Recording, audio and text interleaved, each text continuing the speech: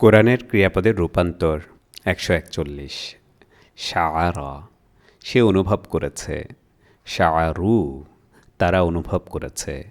শাআরতা তুমি অনুভব করেছ, শাআরতুম তোমরা অনুভব করেছ,